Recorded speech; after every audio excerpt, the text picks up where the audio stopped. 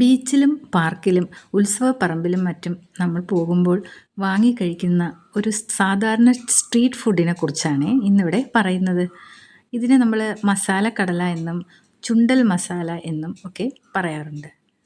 ഇത് നമുക്ക് വീട്ടിൽ വളരെ ഈസി ആയിട്ട് തന്നെ ഉണ്ടാക്കി നോക്കാൻ പറ്റുന്ന ഒരു വിഭവമാണ്. ഇതൊരു സ്ട്രീറ്റ് ഫുഡായിട്ടാണ് കാണുന്നത്.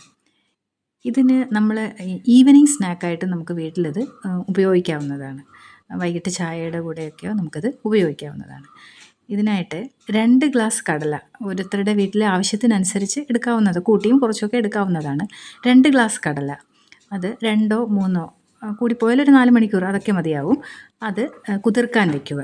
ഇത് പ്രഷർ കുക്കറിൽ വെച്ച് കുറച്ച് ഉപ്പും ചേർത്ത് ഒന്ന് വേവിച്ചെടുക്കുക. ഇത് അധികം അങ്ങ് വെന്ത് ഉടഞ്ഞു പോകാതിരിക്കാൻ ശ്രദ്ധിക്കുക. വേവുന്ന നേരം കൊണ്ട് നമുക്ക് കുറച്ച് വെജിറ്റബിൾ കട്ട് ചെയ്ത് വയ്ക്കാം.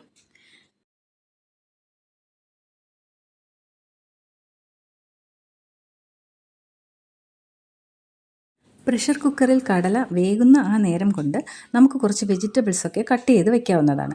ഇതിന് 1/2 കപ്പ് വെള്ളരിക്ക, 1/2 കപ്പ് സവാള, 1/2 കപ്പ് ക്യാരറ്റ്, 2 പച്ചമുളക്, കുറച്ച് ഇഞ്ചി വെളുത്തുള്ളി എന്നിവ അരിഞ്ഞ് വയ്ക്കുക. ഈ പച്ചമുളക് വേണമെങ്കിൽ ചേർക്കാം. കുട്ടികൾക്കൊക്കെ ആണെങ്കിൽ എരിവ് അതിനനുസരിച്ച് കുറച്ചോ കൂട്ടിയോ ഒക്കെ നമുക്ക് ഉപയോഗിക്കാവുന്നതാണ്. വെളിച്ചെണ്ണയോ സൺഫ്ലവർ ഓയിലോ ഉപയോഗിച്ച് ഇഞ്ചി, വെളുത്തുള്ളി, പച്ചമുളക് എന്നിവ നന്നായി വഴറ്റി എടുക്കുക.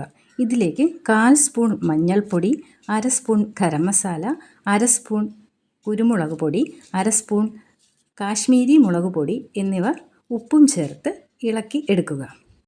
ഇതിൻ്റെ കൂടെ നമ്മൾ നേരത്തെ അരിഞ്ഞ് തയ്യാറാക്കി വെച്ചിട്ടുള്ള ആ വെജിറ്റബിൾസ് എല്ലാം കൂടി ഇതിൻ്റെ കൂടെ ആഡ് ചെയ്ത് കൊടുക്കുക.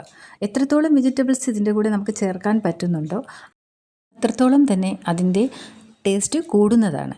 ഇതിൻ്റെ കൂടെ തന്നെ ഒരു മുറി നാരങ്ങ നീര് പിഴിഞ്ഞ് നമ്മൾ ഇതിൻ്റെ കൂടെ ചേർത്ത് കൊടുത്താൽ കുറച്ചുകൂടി സ്വാദ് കൂടുന്നതാണ്. അങ്ങനെ നമുക്ക് വീട്ടിൽ തന്നെ വളരെ ഈസി ആയിട്ട് തന്നെ ഇതൊരു ഈവനിങ് സ്നാക്കായിട്ട് ഉണ്ടാക്കിയെടുക്കാവുന്നതാണ്.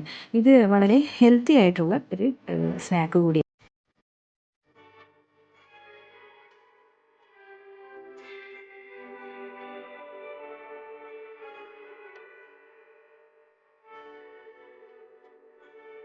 സെർവ് ചെയ്യുന്നേരം ഇതിൻ്റെ കൂടെ കുറച്ച് കറിവേപ്പിലയും മല്ലിയിലയും കൂടി ചേർത്ത് ചൂടോടുകൂടി നമുക്കിത് കഴിക്കാവുന്നതാണ്.